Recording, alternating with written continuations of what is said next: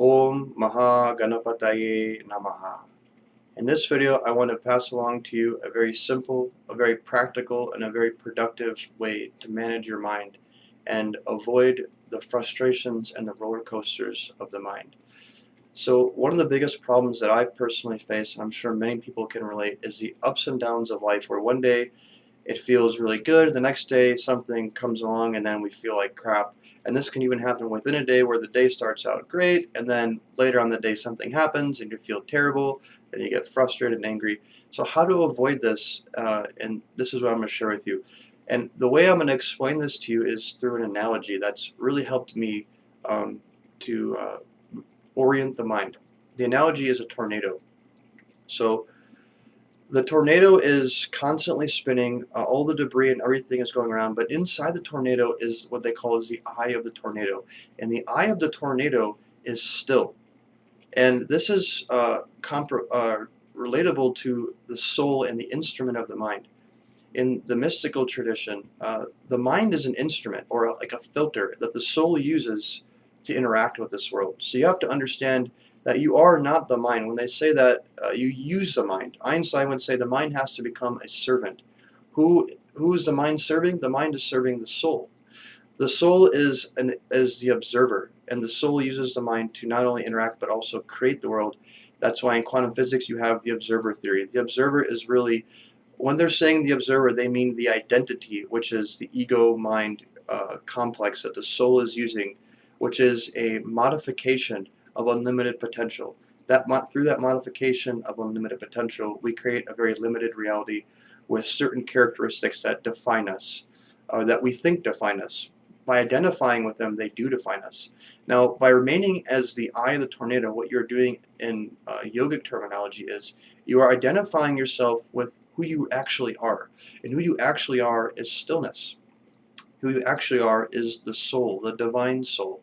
And by shifting your identity to that and not getting pulled into the tornado, see what happens is from that eye, which is still, which is calm, which is peaceful.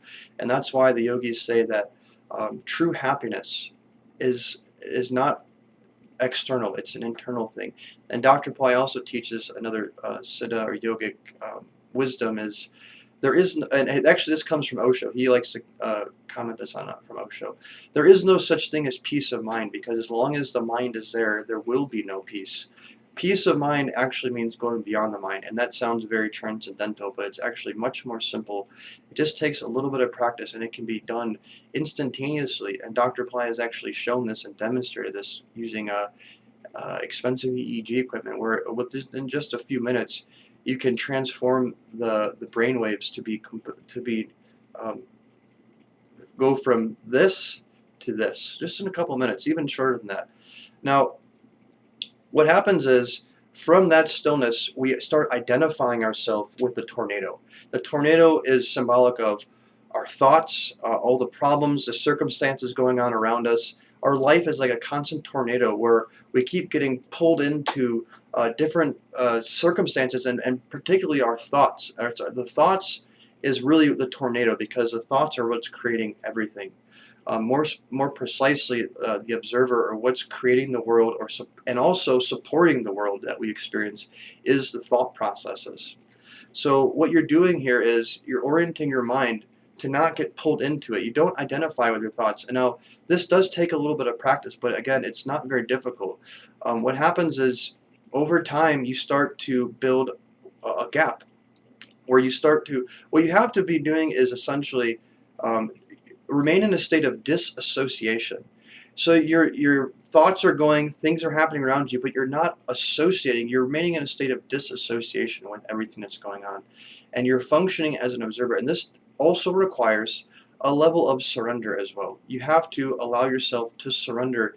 And the problem is we try to control, and through that, when I say we, I mean our ego tries to control everything, and this is a wrong concept, and this is why the frustrations come. We try to control things that are simply out of our control. They're in our control, but they're not in the ego's control. They're in control of the soul, but you have to shift to that level. Now, I'll also say a very important, or a very practical tip is, I have a saying that I personally use is, if you live by the mind, you'll die by the mind, or if you live by the mind, you'll get burned by the mind. What that means is you don't allow yourself to overindulge in either sorrow or frustration, anger, or on the other side of that, you also don't allow yourself to indulge in the pleasures and the happiness of the mind, because anytime you do that, you're going to allow yourself to go experience that roller coaster. Now, why? You might say, why wouldn't you indulge in the happiness and the pleasure? Because what I mean by that is, you don't allow yourself to indulge in anything that comes externally to stimulate a pleasure, because that is a what is called as a false happiness, or inauthentic. And what I mean by false, the opposite of that is the truth. And the truth, according to yogic wisdom, is what is unchanging. Anything that changes, that goes through modifications, is not considered as the truth. So don't indulge by indulging in the external happiness. Say you have a really good meal, or say somebody comments and it makes you feel really good. What actually is happening is your ego is being stimulated. Your ego is feeling good, and it's okay. You just don't indulge in it too much. Don't get carried away in it. You're through the body mind system. You're still going to have these feelings and neurochemistry that gives you dopamine and all these things. What I'm suggesting to you is, don't indulge in it. Don't get carried away. Don't get pulled into the tornado, because even those external pleasures are still part of the tornado. So in the yogic path, they say remain in a middle stance, remain even keel, remain balanced. So the more that you allow yourself, if you can imagine a pendulum, the more you allow yourself to get pulled into any direction, whether it's sorrows and frustration, anger, or whether it's pleasures and external happiness, it's just gonna swing back and forth. The goal is to remain centered, and that's where the tornado and the eye of the tornado is a very, very useful tool. And from that eye, what you're doing is, instead of getting caught up in what's going on around you, you're holding on to the things that you want without attaching to them any sort of um, what is the word I'm looking for? They're not being dictated by what your mind thinks. Oh, you can't do this. Oh, this is impossible. Oh, this is stupid. Oh, this will never happen. You don't worry about any of that, because in the yogic tradition they say the only rule is you become as you think. So if you think you'll become a millionaire, eventually you will become a millionaire. It's a law, but the problem is the thought energy is being wasted, and we're identifying with a tornado, and it's all muddled up. As opposed to, if you can imagine a still body of water, taking what we have going on right now is, if you take a big handful of gravel and you throw those pebbles, and the water is just rippling all over the place, right? As opposed to taking one strong thought represented by one pebble and throwing that in, and the entire water is consumed by that one thought, and that thought creates. Now, what I recommend, the most powerful thoughts are what is known as mantras. These are not arbitrary words or sounds, although they have meanings attached to them. These are what is called as the sounds of nature. And the quantum physics, they would call it as string theories. And string theory means basically, when they've zoomed in on matter, seeking to understand what is matter, they found that matter is actually a series of vibrations that they were referring to as strings. And yogic wisdom, they are calling these as mantras. And these mantras are creative in nature. By the virtue of the structure of those sounds, they create things. And they're like seeds. Just like you have a mango tree, that's big mango tree, has fruits and flowers and leaves and all these different things. That power and potential is contained in a small seed. That's where it starts. And when that seed blossoms, it manifests itself as a mango tree. So I recommend getting a mantra from a guru. I recommend Dr. Pai, because he has so many mantras that are free, available on YouTube. You can search. Some mantras that I recommend you can hold on to are Brazi or Shreem Brazi. You can use Om Gum Ganapataye Namaha, or just Om Gum. You can use the mantra Om Namah Shivaya, or Om Namah Shivaya Namaha.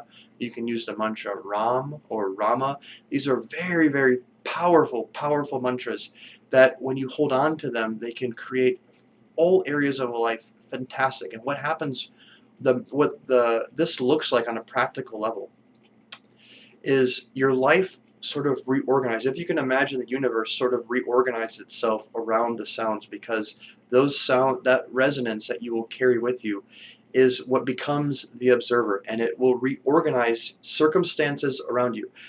more practically speaking, maybe some people will fall into your life. Maybe some people will come into your life. Maybe opportunities, somebody will ask you something, maybe a job opportunity, career change. Somebody will give you ways to make money, or somehow you'll find something that leads you to a healing. People will invite you to things.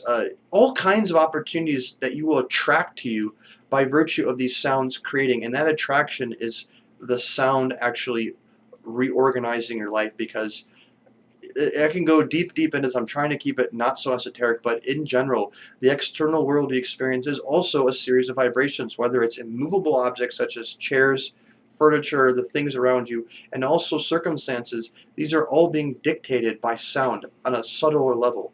On a more gross level, we experience them through the senses, which are limited. For example, the eyes, it's known by science, well known, that the eyes, we can only see a very narrow bandwidth of what's actually going, of the light spectrum.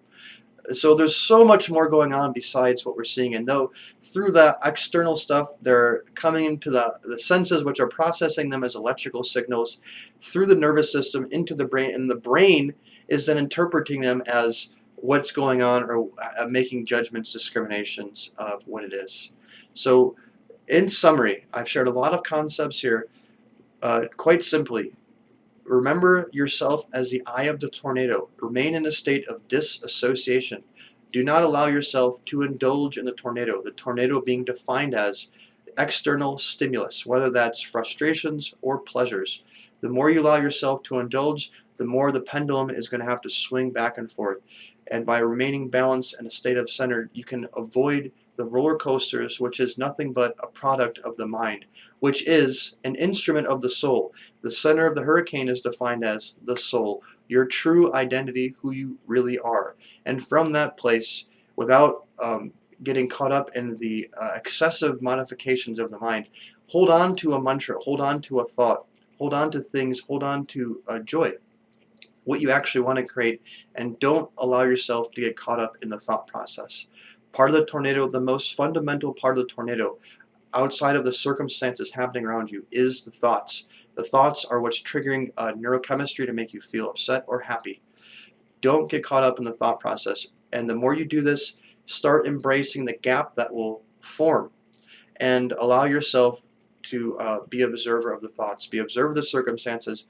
Don't allow yourself to get angry. Don't allow yourself to get excessively pleasured. Just remain centered. And through that centered, and when I say pleasured, you think, oh, I'm not going to be happy. No, no. What I'm saying to you is authentic happiness. This is the most important point. I'm going to end on this. Authentic happiness, according to the yogis, and also from my own experience, does not come from without. The external is pleasure. Internal is happiness. And through that happiness, you will create a beautiful life. You will attract the right people. You will attract the opportunities. And this can be facilitated most powerfully, most practically, through holding on to sacred sounds known as mantras, which are the sounds of nature, the sounds of the universe, the sounds that are behind what we experience as reality through the five senses. I hope this is useful. And if you have any questions or comments or feedback, please leave any comments below this video. And if you'd like to be notified for future videos when they get released, click the subscribe button and also the bell notification symbol. Best wishes to you. God bless.